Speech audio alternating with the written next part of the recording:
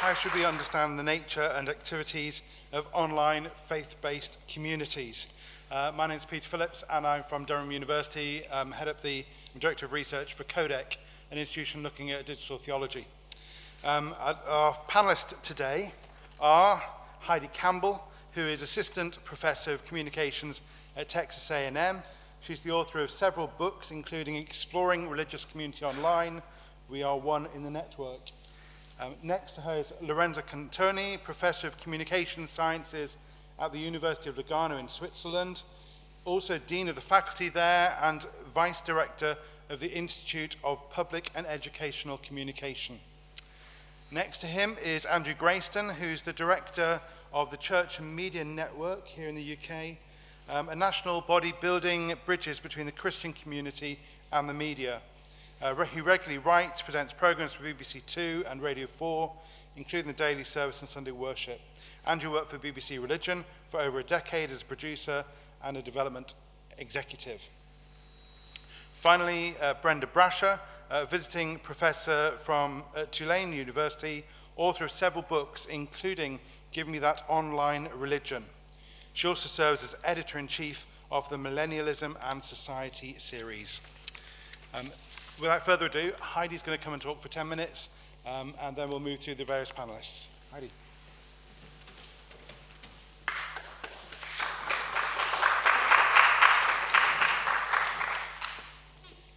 Howdy.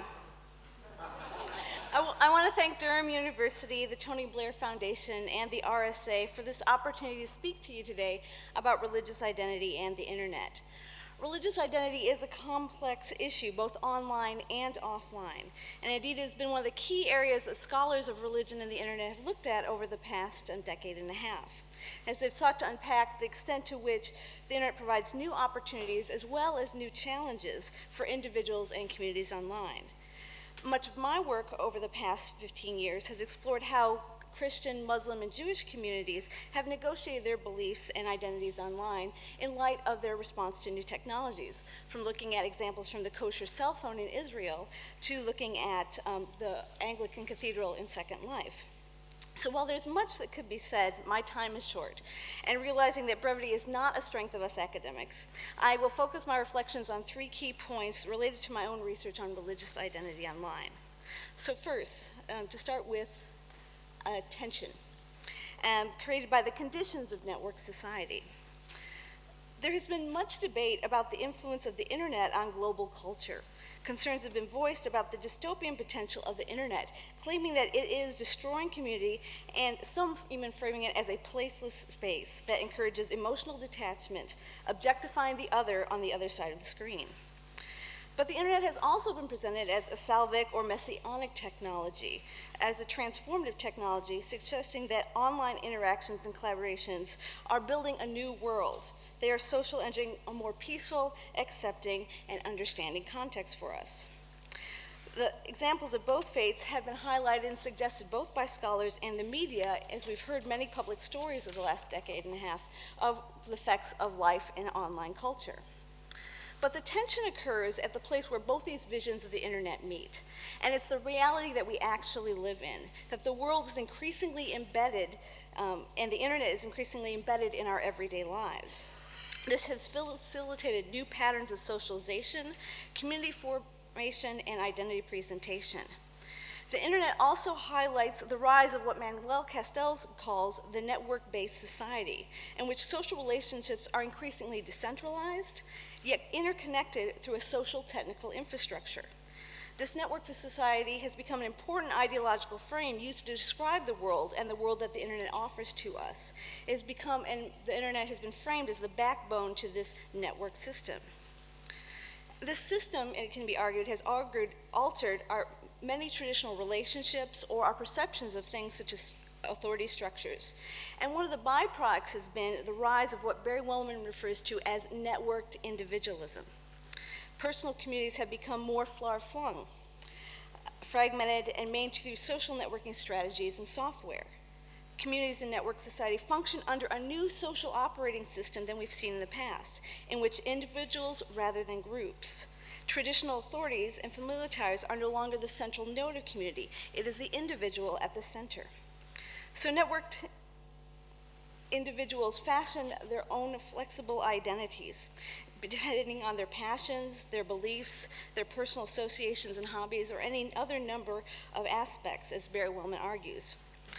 But lest we go on to blame the internet for this networked individualism, it's important to note that many sociologists have been noticing this movement toward a loosely bound society, where our social relations are highly porous and varying in depth within Western society due to many shifting patterns of migration, urbanization, immigration, and economic relationships.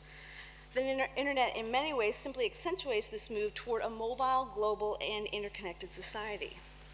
So networked individualism and society directly impact our discussion of identity, especially if we think about religious identity. While religious communities increasingly utilize and push back on these trends, the internet is increasingly flattening hierarchies, which causes challenges for the traditional accountability structures of faith-based communities. So this leads me to my second point regarding an observation about our evolving understanding of identity in an online society. There's been great interest by scholars of the internet about religious authority and religious identity, and how the internet creates and allows us to perform different identities online. Scholars have given attention to how online religious practice may create new dynamic opportunities for self-expression for individuals and communities. Researchers have also suggested that bringing religion online encourages an experimentation in ways that lead to alternative and highly personalized narratives of faith. And this can be a challenge for traditional religious structures. Identity has surfaced as a very important topic in studies of religion online and internet studies in general. Early research explored the potential of computer-mediated communications to transform the construction of identity online. In the 1990s, the internet was often framed and described as an identity workshop, and so concerns were raised about the extent to which identity experimentation was destabilizing individual and eventually communal identities, as reduced social regulations online encouraged the promotion of uninhibited behavior, dishonesty, and deception. Such early studies found that the specific ways that people were being empowered was also infecting the online environment. However, as research progressed, researchers found that internet users tend to create online identities that closely resemble their offline identities, and even ascribe or evaluate other identities based on these offline standards or stereotypes, such as gender, race, and even religion. Many of these the second stage studies focused on youth-related and new religious movements. And this research showed that the internet does offer new possibilities for constructing religious identities, especially for those who do not offer these opportunities or have these opportunities in offline context.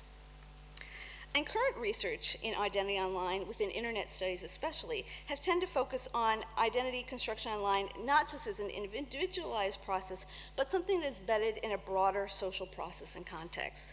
This means paying special attention to how identity is integrated and acted out in everyday life becomes very important, and may even act as a foundation for changing offline behaviors and attitudes. Such studies related to religious identity online affirm that finding online interactions often becomes a supplement and not a substitute to offline religious engagement. And so it's important to study the relationship between the online and the offline context. Thus, we can observe that identity in an age of internet is embedded and drawn in multiple contexts. Individuals can assemble and perform their identities online in new ways that are highly individualized through resources, but yet there can be links to the offline context. And this leads me to my third and final point, the complexity of trying to study and make assessments of the construction of religious identity online. And for here, in order to illustrate some of these complexities, I want to briefly mention a study that I've undertaken to investigate the strategies used specifically by religious bloggers in their religious identity constructions and presentations. I began with the research question, how do religious bloggers construct and present their religious identities in their blogs? To address this question, I drew a random sample of 300 Jewish, Muslim, and Christian blogs, which were linked to specific religious groupings and identification tags through Technorati. content analysis was performed over a 1-month period of these bloggers in postings posted in 2007 and 2008. And with a group of coders, we collected data in a number of categories from demographics to motivations. But due to time, I want to restrict my comments to looking at the religious identifiers and affiliation links and the implications of that data set. Of particular interest in this study we wanted to look at was the ways bloggers present their given religion in their blog and how they both consciously and unconsciously present themselves as either a Jewish person, a Muslim blogger, or a Christian blogger online. So our coders paid special attention to how bloggers use particular religious identifiers such as Christian, Jewish, Muslim, religion, religious, spiritual, and spirituality, and especially to what extent those were self-referential terms or talking about a community context. And notation was also made of the religious affiliation, such as to institutions such as a church, synagogue, mosque, and as well as specific political and cultural religious groupings. And while time prevents me to go into the nuanced details of this study, I just want to offer kind of 3 slides that kind of show you some of the data and some what we can actually learn from these interpretations and these graphs. So the first is that religious discourse and disclosure is important for these religious bloggers online. A significant portion of the space of this particular set of bloggers was given to discussing theological and ideological issues linked to their faith-based traditions. And their interpretation of religious events and rituals. And so we see religious bloggers online are spending a significant amount of time talking. The techno research identified them as being connected to a certain religion, and they too were using their blog content to focus on religious issues. Second, we noted a significant portion of the bloggers in the study explicitly stated their content, opinions, and even motivations for blogging was linked to their religious identity. So framing the self as religious became important. While this was most noted, especially amongst the Christian bloggers, blogging population, there was significant evidence that religious bloggers see the process of religious identification and noting the self as religious as important to justify why do I blog and why do I give significant time to blogging. And the third issue was related to part of the process of building their religious identification involved providing clear links to institutional and community groups linked to specific faith traditions. And this was noted most strongly amongst Protestant Christian bloggers and moderate Muslim bloggers who use their blogs to link to specific ideas that would show how that they are definitely linked to the specific group and the common beliefs or dogmas of that group. And so these findings appear to suggest that bloggers may tend to frame their religious identities in terms to institutional affiliations. However, in looking more closely at the narrative context and these actual posts of the context more closely, we begin to see a contextualization process happening. In other words, they use these blogs to affirm themselves as armchair theologians and cultural critics within a particular community. So making connections to the faith community, but yet at the same time providing a space to reinterpret, recontextualize, and show what segment of the community or belief ideas related to that. And so allow them to kind of selectively affirm specific religious authorities and texts, and while at the same time maybe critique or reinterpret traditional opinions related to these texts, authorities, and systems within their group. So what this shows us is that bloggers tend to represent their spiritual beliefs and practices through contrasting and contextualizing them in relation to their religious affiliation. It also echoes other studies of religious bloggers that have shown that blogs are valued for providing a dynamic space for offering alternative interpretations of belief and authority and alternative authority voices for the community. So blogging is both dynamic and contextualized, individualized, and communal. So in conclusion, these 10 minutes have gone by very quickly. I've tried to highlight some of the tensions of the network society that it creates for religious communities and when we think about religion and the internet, by creating a new system of order that puts the individual at the center of the social sphere, often privileging individual freedom over the boundaries of a traditional community. I've also tried to provide some observations on how our understanding of identity online has evolved over the last 15 years of scholarship, affirming the understanding that the notion of identity is not simply absorbed from offline context, it is negotiated online, but it is not totally disconnected from the offline context. And finally, I've tried to illustrate briefly from my own research on religious bloggers that while identity identification may be drawn from traditional sources, these often serve as starting points for the representation of the religious self online. So where does that leave us? Likely with more questions than answers. But the performance of identity online is a complex social process, not just influenced by the medium of the internet, but informed by the broader conditions of life in a network society. Based on this, it is essential for faith-based communities to carefully consider the potential effects of the internet, both on the opportunities for individual and identity presentation and the affirmation of recognized religious boundaries and links. Thank you.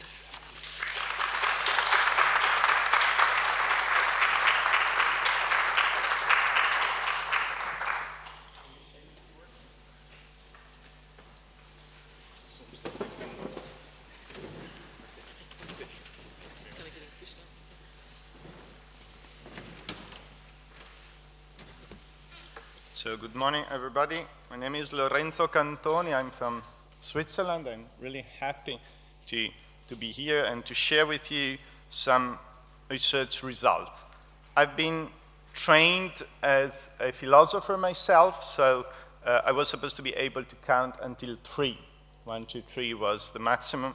Then I had 6 children, so I was forced to go beyond. And starting from them, I started to do quantitative studies. And in fact, when it comes to online communication and religion, we have found that more quantitative studies are needed.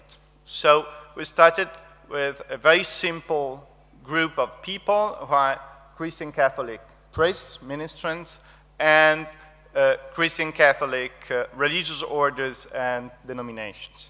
They are pretty simple to list because there is, in a sense, there are numbers about them, and it's pretty clear who does belong to that group and who doesn't. So in the recent years, 4 years ago, we did an extensive study about Catholic congregations. All over the world, there are more than 5,000, and we were able to find half of them which had at that time an email address. So we were able to communicate via the internet with them. And we got 10% of them, the overall number, and 20% of those who at that time had an email address answering our survey. And then we moved last year to all the Catholic priests. They are 400,000 worldwide, and we got more than 1%, 1.3% of them answering our survey, so making it the most extensive global survey in the field. So all in all, the result about priests who use the internet, we have called them in our research e-priests, is that they use it pretty extensively, and they are happy, and their attitudes are very positive when it comes to say, the internet is useful for my parish everyday activities, to spread the gospel, especially with young people, and to educate and train myself. And many of them are using the internet to get information and to prepare their homilies. So in these areas, more than 50% of them are saying, this is useful, this is important. When it comes to providing spiritual advice or to pray using the internet, the percentage is much lower. We have just 26.7% of them who say it's very useful to provide spiritual advice using the internet, against 39% of them saying no, it is completely useless. And going to praying, just 17% of them say it's useful against 53%. But anyway, an interesting percentage saying we are using it, especially using mobile devices. There are many apps, not only to list your sins, depending on how many sins you have, but anyway, there are also apps to pray, and where you can see also the community. That's really important. It's not just you use it, but at the same time, you can see how many people are using it at the same time, and you see them on the planet. So you see where they are at the same time. So, but asking ourselves, so what are the main drivers? I mean, the average percentage many times does mask something which is more interesting. So we did ask ourselves, maybe it depends on the age of those people. It doesn't depend at all on the age. So we did a lot of statistics on that, and if we think of more skeptical people, there are more skeptical priests using the internet among the youngest priests than among priests aged 35 to 55. So, I mean, age doesn't matter at all. Not only in the field of priests, but also in religious order, be they male or female congregations. It depends, or it may depend on the place where they are working, but not because of the availability of gadgets. Paradoxically, the more skeptical people are living in areas where there are more digital gadgets. So the more positive people are in Africa, Asia, and South America, and Central America. And for instance, if we look at the numbers of people using Facebook within the priests, 40% on the average do access Facebook or another social network at least weekly, while 35% of them, they never used it. But if we ask them, how many colleagues, I mean, how many other priests are among your Facebook friends? And in some areas, they do not have any other priest, so it's sort of being a lone ranger. While, for instance, in Asia or in South America, they have a lot. But if we think, I mean, in Europe, for instance, if they want to interact with their colleagues, I mean, they can do it every day.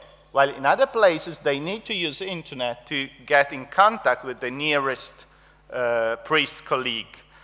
And that's the same asking for giving spiritual advice. There are places where there are very few priests, and they say, I mean, it's useful to provide spiritual advice using the internet, while where there are more priests, they say, no, it's useless. Okay? So, and if we think of religious orders, again, we did try, there is no relationship at all with their average age in each congregation. The only statistically significant correlation is when it comes to their mission or charisma, if you like. So if the internet can be, let's say, can fit within their own mission, it is used, and even a lot. So for instance, with congregations working with immigrants or emigrants. While if it is not, or if they have other priorities, they do not use it. So in a sense, we have found very rational people. I mean, goal-committed, task-oriented, or mission-focused, if you like. So if they need to use digital technologies, they do, and they do really appreciate it. If they do not need, or if they can do it using other strategies, they do not use it a lot. So in a sense, the issue of comparative or competitive advantage is so important. So they use the internet as long as they think it's in line with their goals. And so in this field, that's why in emerging or developing countries, they are using the internet a lot. And I think, and that's our wish, it would be important to study their use not only within the Christian Catholic religion, but in other Christian denominations and in other religions, because they may be really important in teaching and showing the people in developing countries how to use effectively and efficiently digital technologies for their growth. So to be main player within the so-called information and communication technologies for development movement. So just to summarize, I hope, is that okay? Just to summarize, there is a major role of the internet within their everyday life. So it is becoming part of the identity in a sense, and this is also true because of several official documents by the Holy Sees and the popes about the internet and the Catholic Church. But they are using it not naively, so as long as they find it is fully aligned with their mission. So thank you for your passion.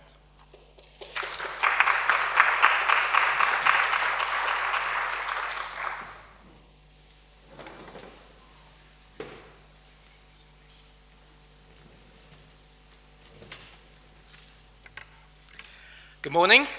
My name's Andrew Graystone. I'm director of the Church and Media Network, which is a small UK-based organisation with an ambassadorial role between the Christian community and the media.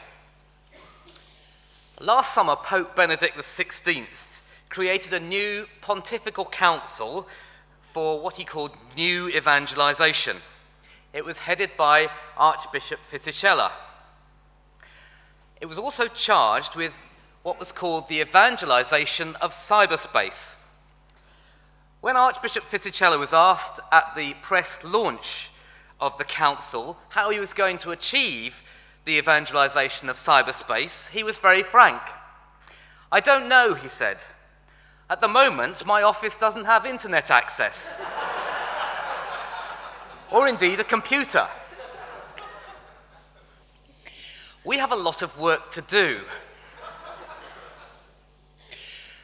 There's a story in Mark's Gospel in which Jesus encounters a man who's described as being demon-possessed.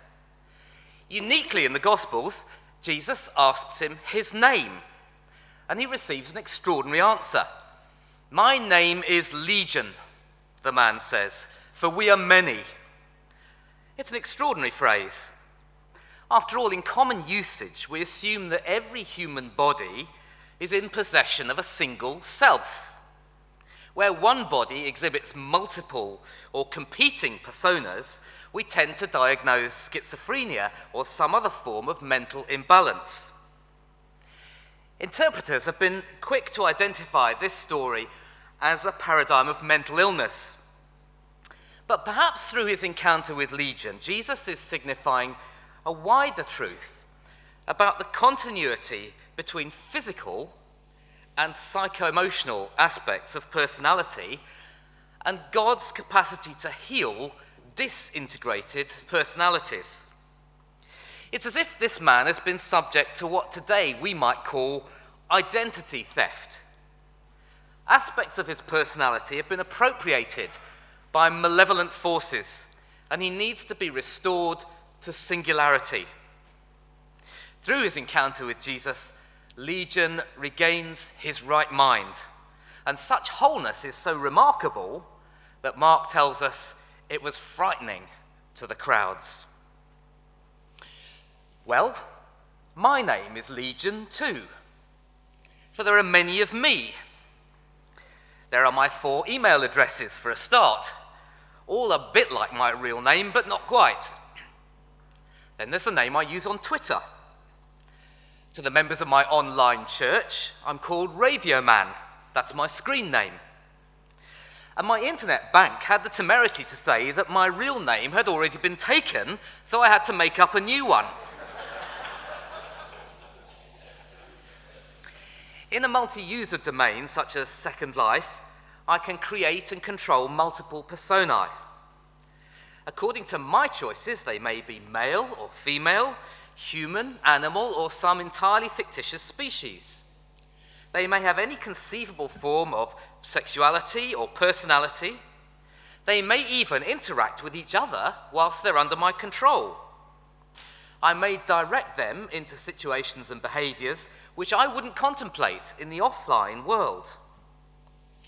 But crucially, all these different personae are generated by the one embodied form that is essential to who I am, the person standing in front of you now. When my physical heart stops beating, almost all of those forms I've created will in due course cease with me. So they could be considered as cultural expressions of myself, like animated works of art expressing fragments of my personality. But some of these creations have such an independence from me that, like Frankenstein's monster, they're no longer under my direct control. My email account continues to scan for mail on my behalf and send messages in my name when I'm out of the office. If I create a bot in a multi-user domain, it'll continue to interact with other avatars even when my computer is switched off. A friend's Facebook account continues to be active 2 years after his death. Like the picture of Dorian Gray, his online self seems to have a life of its own. So how do people of faith understand the essence of personality in an environment that offers so many novel opportunities for expression? And what does personal holiness mean when multiple identities are not just possible, but necessary? Christians and others have been quick to express concern at the moral ambiguities in the creation of cross-species genetic chimeras, but they've been largely silent about the far more commonplace hybridization of embodied and digital personalities in the online space. In the digital environment, Christians will want to assert the sacredness and the singularity of the embodied person. We should preach the integrity of personality as a goal in human wellness. I may express different aspects of my personality in different contexts. I use one language set when I'm talking to my children and a slightly different language set when I'm talking to my vicar. But each of these personas relate directly back to the me who you see today. Holiness requires that I don't behave in one way in private and another in public, or behave online in ways that I wouldn't dream of behaving offline. Legion's problems, before he met Jesus, were not just psychological, but social disintegration. The psychologist Erik Erikson, who coined the term identity crisis, argued that for healthy personhood, one's self-recognition must be matched by the continuity of one's meaning for others. And this distinction becomes important in a digital context. Being known consistently and corporeally by others is essential to personhood as it's understood by Christians. Consider my household electricity bill. Some years ago, a meter reader would visit my house 4 times a year with a torch and read the meter. He'd write the reading beside my name and address and take it back to an office where a clerk would calculate my bill and post it to me. There may have been some mechanisation in the calculation, and I may never have met the clerk, but the process was essentially human to human. In the digital environment, the entire contract is mechanised. My digital meter is read remotely by a computer, which attaches the serial number of the meter to my account number. The computer calculates the bill and generates an invoice.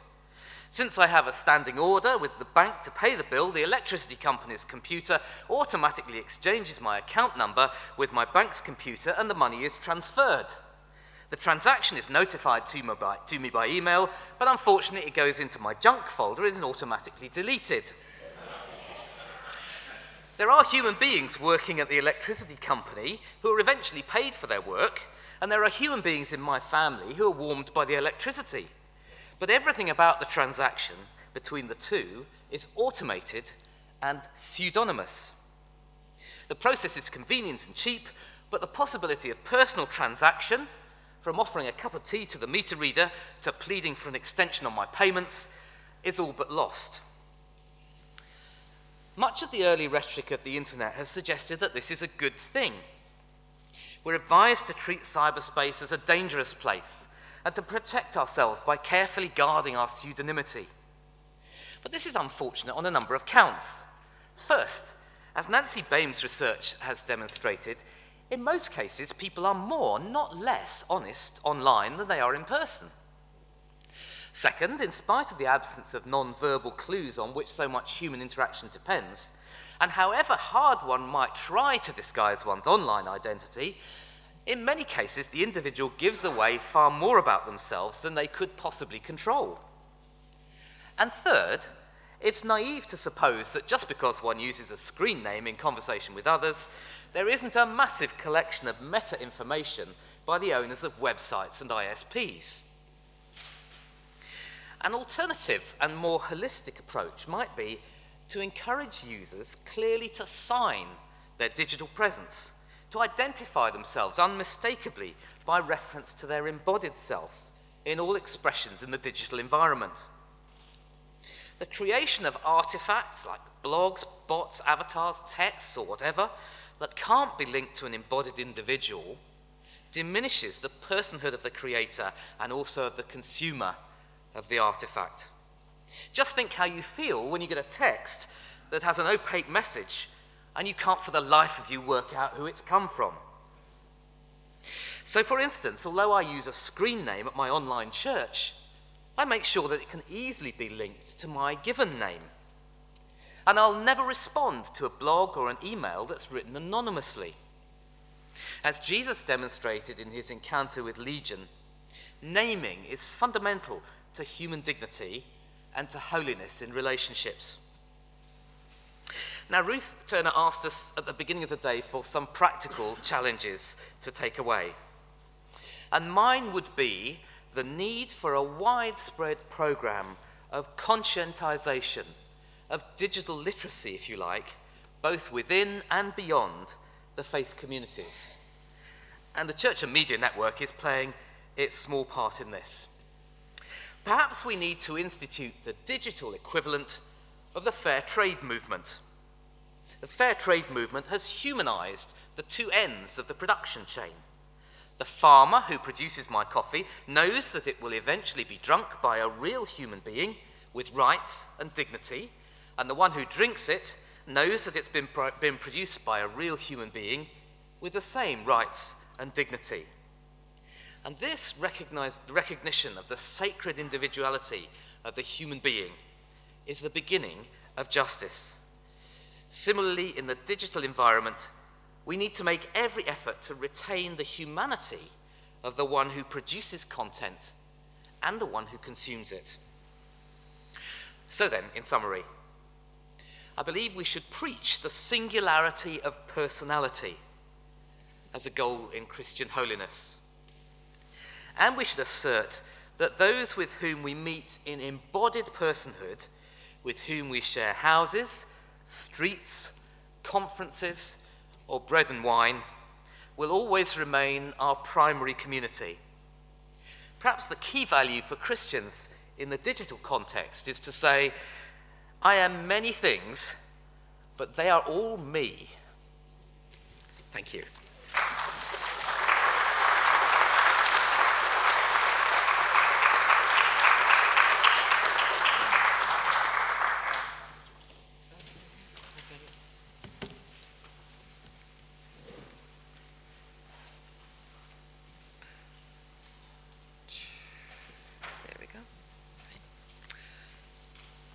The title of my remarks today are The Real, the Unreal, the Strange, and the Familiar on Internet Use and Religious Community.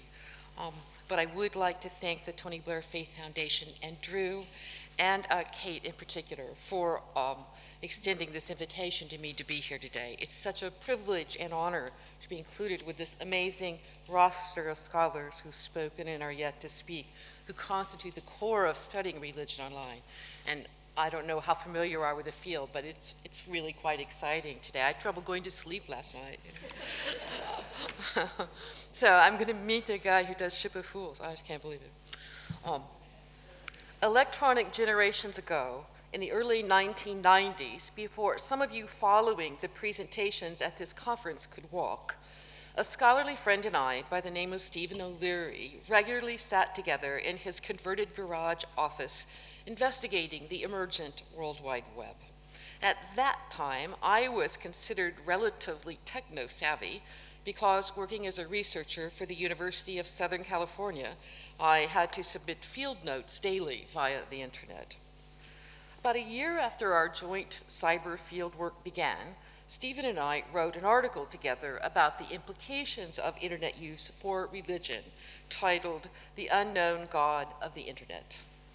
In it, we provided a theoretical and theological communicative context for online religion and penned, or rather entered, the poignant line, "What creature is it that the cool abstract discourse of cybernetics summons toward Bethlehem to be born?" I was in grad school. Although the rhetoric we employed was a tad lofty, our concern was well-grounded, or at least it was deemed so at the time.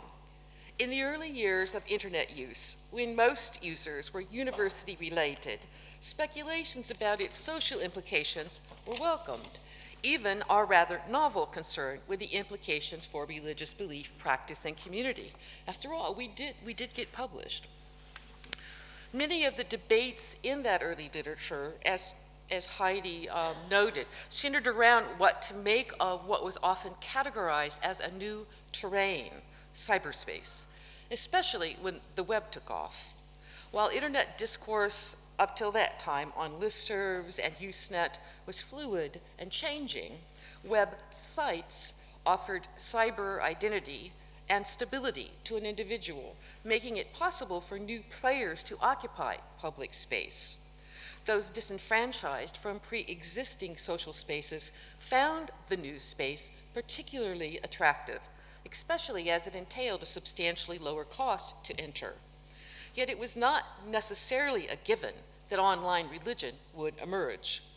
Secularization theorists such as Steve Bruce might have questioned whether religious leaders would care enough about religion to endeavor to harness the internet's communicative potential to such an end, and even if they did, whether any would respond.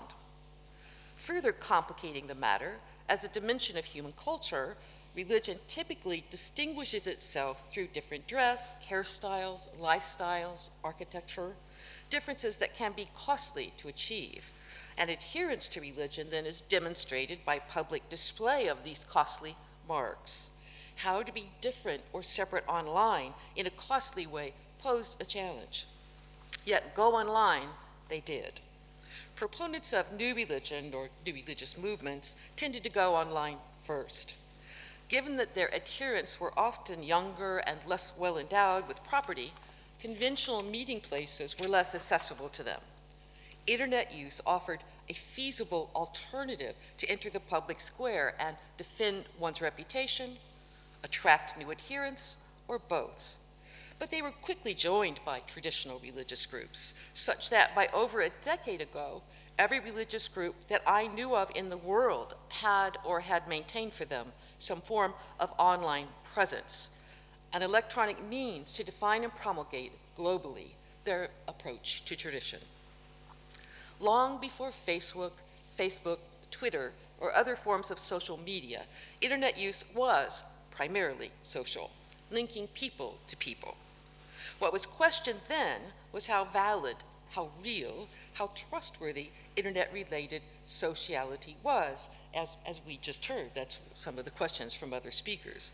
Rather like the experience of the urban writ large, it appeared to allow you to be privately public, to meet and converse and play with strangers who perhaps didn't know who you were, and if so, only knew about you what you bothered to tell them. The potential for deception this generated raised concern. The classic internet cartoon that captured this from 1993 in the New Yorker depicted a dog using a computer saying, "On the internet, no one knows you're a dog." In the real world, in the early jargon of users, IRL, material constraints were omnipresent. One was forced to confront structural elements of time and place. Online, at least according to internet idealists, those constraints vanished. The internet offered a place for the imagination, where you could see others, imaginative constructions, make one of your own, engage in conversation with unknown people. It was strange, or dogs, huh? It was strange and more than a little wonderful. Those displeased with the rise of internet use dismissed its experiences as unreal, illegitimate, detracting from the real. At the most fantastic, the communicative computer was imagined as a monster that mobilized the material against humanity. Think of HAL in 2001 or Skynet in the Terminator series. Scholarly critics claim that the putative, limitless freedom of the internet was an illusion. Pipinoris and others systematically studied the structural foundations of internet use and concluded that due to variances in infrastructure globally, internet freedom could be quite costly to attain, if it was even possible. Some religious groups responded to this disparity, others did not. The early Vatican website, for example, while rich in content, offered a limited color palette and little software sophistication, making it easy to access, even with a dial-up connection. The early Scientology site, by contrast, offered a visual feast of eye candy, but that required sophisticated connections to enjoy. Any unrealness associated with online exchanges, for good or ill, now has vanished, as has the strangeness of internet use. A principal concern today is that people can find out all too much about us online. You can find it out at any point in our life course, as internet discourse, videos, and images are possibly eternal. At the University of North Carolina, one mass comm course includes in its teaching materials an updated version of the dog on the internet cartoon, only now there is text on the screen that says, "Welcome Canine User 39, Mutt, mostly black lab, enjoys pepperoni, fetching, and sniffing other dogs' hindies, updating profile." I tell you, it really freaks me out when I get an email from Pottery Barn, you know, like within a minute after I've been to their website saying, well, why didn't you buy that chair? Another key early argument was over the reality of online relationships and conversations.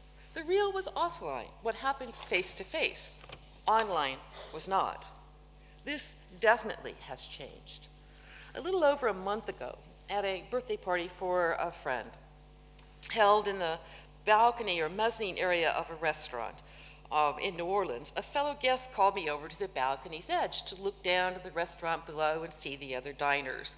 There was a table of young adults, about 15 or so, at some sort of a party. And as I looked at them, it became very clear that every single one of them was looking at their phones, not talking to anyone on the phones, but texting or tweeting or doing Facebook status updates. The real to this young crowd, the real social event was what was happening online, not what was happening in the room they physically occupied. I'll say more about that later. Religion online is not strange or unusual now. Instead, given how much of public and private life transpires online, it would be strange were it not present. But the implication of internet use for religious belief, practices, and communities remains a valid concern. For example, the internet excels at providing a way for people to stay in touch with loosely connected others. It makes such secondary connections more feasible. For religions that privilege primary relationships, family values, if you will, a core conflict may exist between what internet use does best and the values the religion promotes. Yet for new, small, startup religious groups, often with young leadership, internet use can facilitate development. Also, its capacity to generate an electronic swarm has made it a vital tool for religious social justice activists, as was mentioned earlier in this panel. But community of any sort implies limits, things that distinguish those who belong from those who do not. In this sense of community, the internet presents a challenge. It's incredibly poor at maintaining boundaries, and free riders, those who take the goods of community but do not contribute to them, and in the process undermine the strength of community, can flourish in an electronic environment. Findings from the Pew studies of internet use disclose that internet users in general are more active participants in the group they belong to than non-users.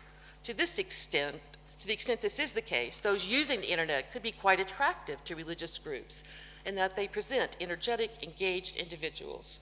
However, if online religion mirrors religious TV programming and function, online religion will do more to extend the religiosity of the already religious than attract anyone new. If so, this presents a genuine problem for religious groups whose average ages are high. My recent research investigated internet use by Jewish, Islamic, and Christian groups in Jerusalem, Israel, and its findings both support and qualify these insights, and I want to mention just three briefly. The first was what can be characterized in Hebrew as chaver lechaver. Organizations use the internet to connect with friends, organizations and individuals with whom they shared a pre-existing sympathetic or institutional link. It was not used as a public square where people of various perspectives could engage each other. Instead, it was used to thicken and extend relations among like-minded. Second was that within particular religions, there was no concurrence over the value of internet use and its appropriateness to the tradition. For Islam, for example, the head of the Waqf claimed that internet use was at its core un-Islamic, while the Grand Mufti relished the fact that he maintains 3 different websites. The third major finding was a generational gap, and here I want to talk with Lorenzo a little bit later, because this holds true for Jewish-related websites in Greater New Orleans as well. By this I mean that most of the authoritative heads of organized Christian, Jewish, and Islamic groups in Greater Jerusalem were well over 50 years of age and delegated their internet activities to those considerably younger, 20 to 30. Most were largely unaware of what their organizations were doing in terms of computer communication and valued it minimally, even though it was enormous interest to the young. In the 21st century, internet use via all kinds of devices permeates our lives. This was brought home to me quite personally when discussing the topic of this paper with my husband. He pointed out that I regularly check my email, play games, and update my Facebook account in bed at night. You brought it into this intimate space, he said, and I was holding my iPhone in my hand when he said it, so I sort of had to agree. Thus, I don't see myself standing apart for this phenomenon, but participating in it, and that's a difficult position for any scholar. These and other habits of internet use confront some forms of religion more than others. And I'd say more about that, but I'm conscious of time. So let me just say, in sum, a critical development of the past 2 decades of internet use is the at least partial transposition of the real and the unreal, and the transfiguration of the strange into the familiar.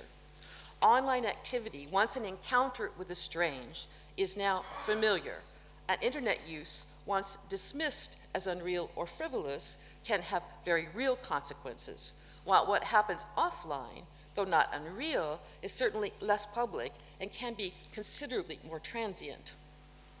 Internet use presents opportunities and challenges to establishing and maintaining religious communities.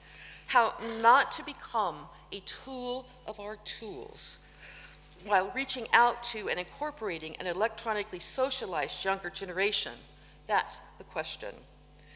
The challenges of internet use may not be fully met, or the contributions of internet use may not be fully realized until the younger generations, truly at home in an electronic milieu, take up leadership of their religious affiliations. Thank you.